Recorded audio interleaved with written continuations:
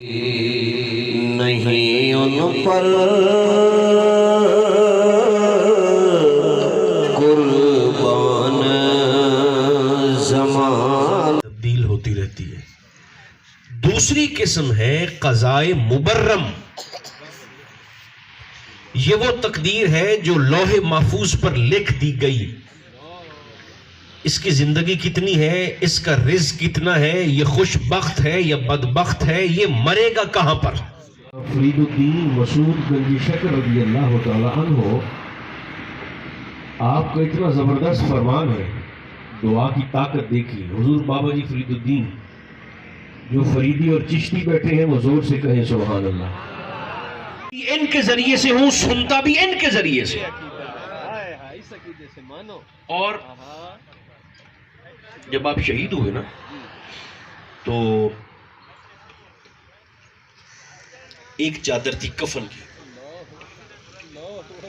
ایک چادر، اور وہ چادر بھی ایسی نہ اتھے تو رہنا نہ اتھے میں رہنا کہ کوئی بڑھ گیا رونق پکھیاں دی تو کوئی چھڑ کے شیش محل چلیا، کوئی بڑھ گیا رونق پکھیاں دی۔ تمام حاضرین کے گناہوں کو معاف فرمائے، اماں جی کی کامل بخشش فرمائے۔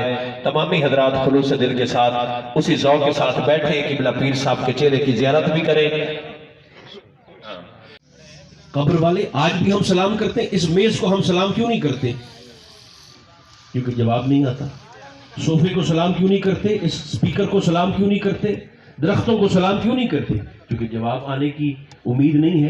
پیش کرن لئی محترم حاجی صاحب تشریف لے کے آتے نے۔ یہ جڑے تساں دو ٹولیاں چ بہ گئے ہو نا، ہن مینوں سمجھ نہیں آ رہی بھئی حضور دا ذکر۔ علی فریدی صاحب نعت رسول مقبول دے 2 تو 3 شعر پیش کرن گے۔ ساڈے سیدارہ زیر تعمیر مسجد دے خادم نے، محبت خلوص دل نال سماعت فرماؤ گے، اللہ تعالیٰ دا محبوب راضی ہو جاوے۔ میرے اور آپ کے کریم آقا ارشاد فرماتے ہیں کہ کچھ لوگ ایسے بھی ہیں کہ جب فوت ہوں گے اور اپنی قبروں میں اتارے جائیں گے تو آقا فرماتے ہیں گناہوں سے لتھڑے ہوئے، جن کا رواں رواں گناہ کی سیاہی میں ڈوبا ہوگا۔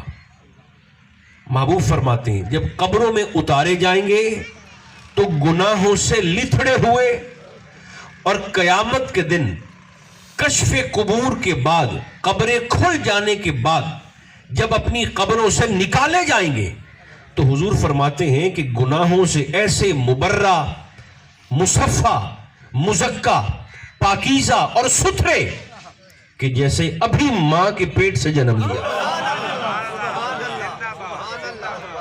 قبروں میں اتریں گے تو گناہوں سے لتھڑے، مگر قیامت کے دن جب قبروں سے نکالے جائیں گے تو گناہوں سے ایسے پاک جیسے ابھی ابھی ماں کے پیٹ سے جنم لیا ہے۔ جیسے آپ نے فرمایا سبحان اللہ، حضور کے صحابہ نے بھی فرمایا سبحان اللہ، لیکن ساتھ ہی ایک صحابی رسول اٹھ کر کہنے لگے حضور قبر میں اترا ہے تو گناہوں سے بھرا ہوا، نکلے گا تو سارے گناہ دھل جائیں گے۔ آقا قبر میں تو انسان کے اعمال کا سلسلہ منقطع ہو جاتا ہے۔ یہ سمجھے ذرا میں کیا عرض کر رہا ہوں؟ حضور قبر والا نہ کوئی